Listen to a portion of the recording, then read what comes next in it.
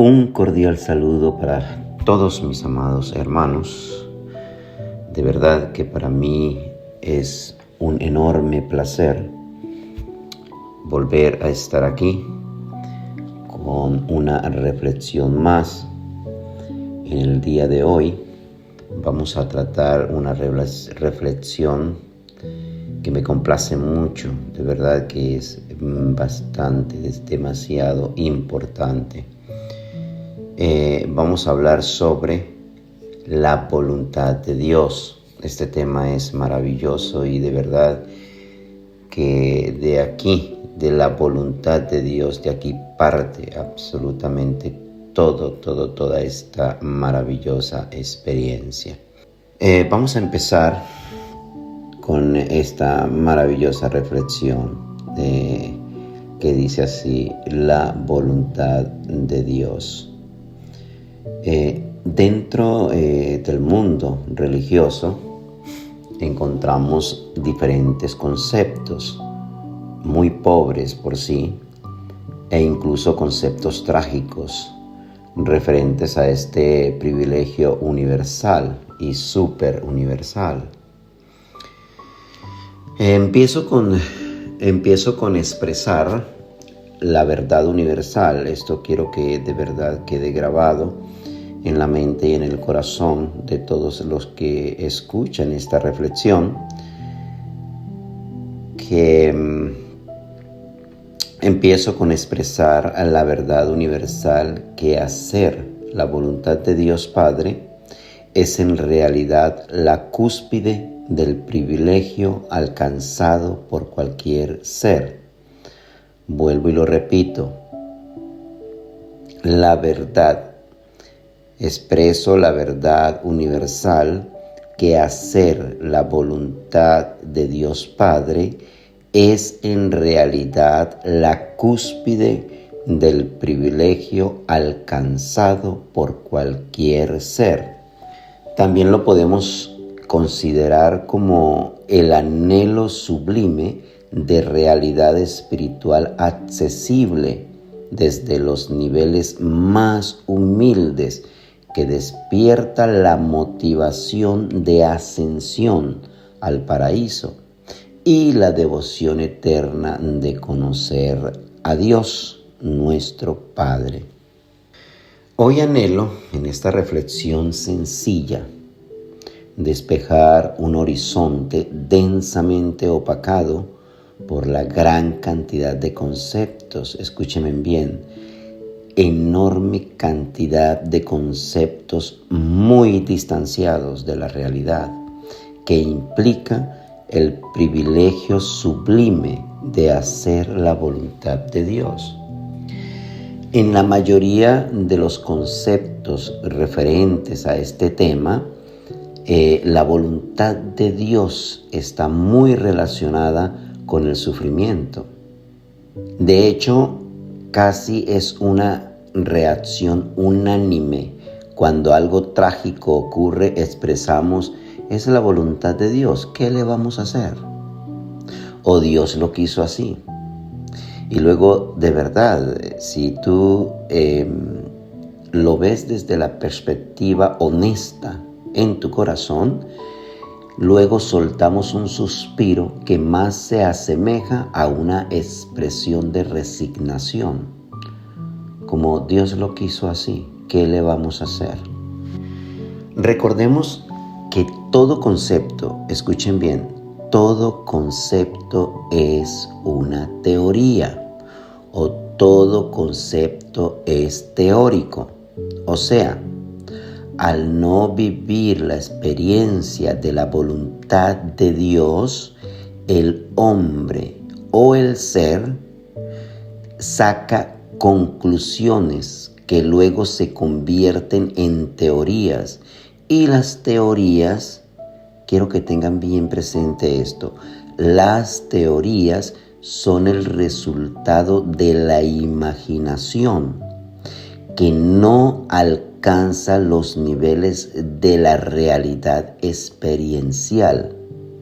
O sea, la teoría no es basada en la experiencia, es solo producto de la imaginación, para que tengamos bien en claro esto. De la experiencia humana de Jesús, o sea, de el Jesús humano, se sacaron muchas conclusiones que culminaron en conceptos desastrosos y totalmente desentonados con la realidad de la voluntad de Dios. Escuchen bien, y tales conceptos retorcidos, incluso que los podemos catalogar como demenciales, fueron expuestos, escúchenme bien, fueron expuestos, enseñados y abrazados como realidad en diferentes grupos religiosos concernientes a la voluntad de Dios para con su Hijo amado Jesús. Por ejemplo, ¿qué padre? Esto es una pregunta de verdad que nosotros debemos hacerla a nosotros mismos. No se la hagamos a nadie más, solo a nosotros mismos. ¿Qué padre con un apenas pequeño grado de cordura anhelaría la destrucción de su Hijo amado en la manera ya conocida por todos en cuanto a la historia de la muerte y crucifixión de Jesús? Vuelvo y lanzo esta pregunta. ¿Qué padre con un apenas pequeño grado de cordura anhelaría la destrucción de su Hijo amado en la manera ya conocida por todos en cuanto a la historia de la muerte y crucifixión de Jesús? Es completamente disparatado e ignorantemente apresurado abrazar como realidad tal concepto demencial que tan solo satisface al demencial propósito de aquellos que verdaderamente anhelaron, planearon y concretaron la destrucción y muerte de Jesús. Mira, vuelvo y lo digo. Es completamente disparatado e ignorantemente apresurado abrazar como realidad tal concepto demencial que tan solo satisface al demencial propósito de aquellos que verdaderamente anhelaron, planearon y concretaron la destrucción y la muerte de Jesús.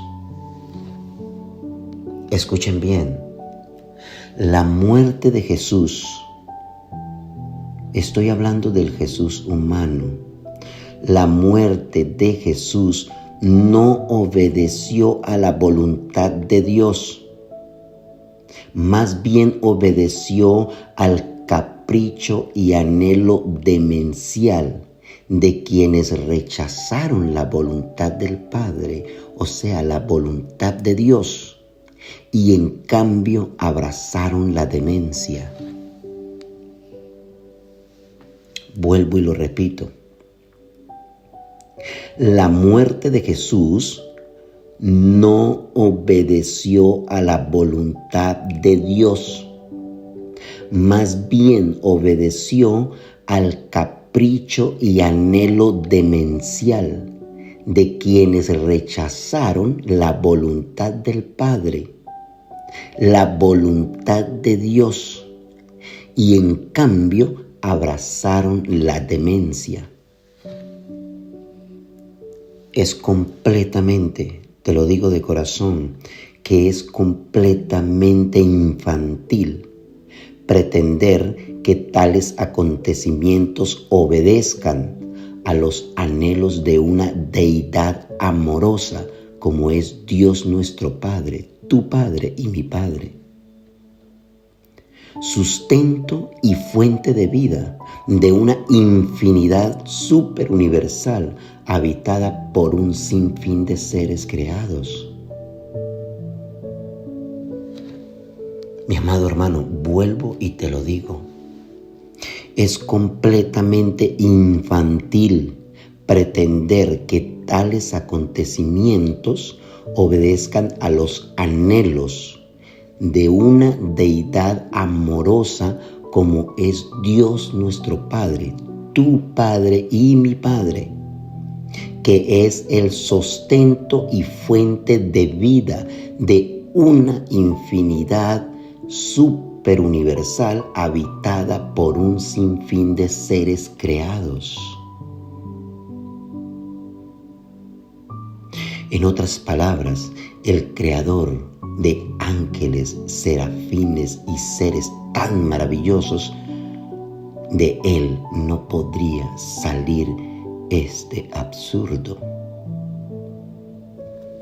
Entonces, ¿qué es la voluntad de Dios? Me permito tomar como ejemplo dos analogías que en la práctica, escúchenme bien, en la práctica son distantes a la realidad del privilegio de la voluntad de Dios, pero que sé de antemano, mis amados hermanos, que nos servirá mucho para despejar un poco el camino opacado por aquellas teorías y enseñanzas sin sentido. Primero, la respiración. Mira, si tú cierras tus ojos y respiras profundamente, te darás cuenta que la respiración es una práctica tan necesaria, tan gratificante y sin esfuerzo. En palabras más sencillas, respirar es una satisfacción necesaria que trae como resultado la vida. En otra expresión, pudiéramos concluir que la consecuencia de esta práctica satisfactoria, o sea, la práctica de respirar sin esfuerzo, es la vida. Voy a decirlo aún en términos más concretos. Podríamos afirmar que respirar es vivir. Yo me pregunto, ¿qué esfuerzo haces tú al respirar? Y de verdad es una satisfacción enorme. Esto lo tomamos como ejemplo para que tengamos una pequeña idea de lo que es la voluntad de Dios. El segundo ejemplo o analogía es el enamoramiento. Cuando amas, escúchame bien, cuando amas o anhelas a una persona, cuando esos anhelos y amor hacia esa persona te domina, obligándote a estar con esa persona, y de repente esos anhelos y amor desmedido son correspondidos, la satisfacción alcanza niveles humanamente inexplicables. Los que hayan vivido esta experiencia me entenderán. Vuelvo y lo repito. Cuando amas o anhelas a una persona, cuando esos anhelos y amor hacia esa persona te dominan, obligándote a estar con esa persona, y de repente esos anhelos y amor desmedido son correspondidos, la satisfacción alcanza niveles humanamente inexplicables. O sea, la fusión de dos anhelos, deseos o voluntades plenamente correspondidos entre dos personalidades que se convierten en uno. ¿Recuerdan las palabras de Jesús? Yo y mi Padre uno somos. Espero desde lo más profundo de mi ser que por lo menos estas dos analogías o ejemplos despierten en nosotros los anhelos y motivación de descubrir este gratificante y satisfactorio privilegio de hacer la voluntad de Dios, nuestro Padre del paraíso. Mi amado hermano, tú eres el amado y amante Hijo de Dios. Muchísimas gracias. De verdad, qué maravilloso y satisfactorio hablar de estas cosas. Los amo mucho. Esto es Reflexiones SUDEM, Soberanía Universal de Jesús o Miguel de Nevadón. Muchas gracias.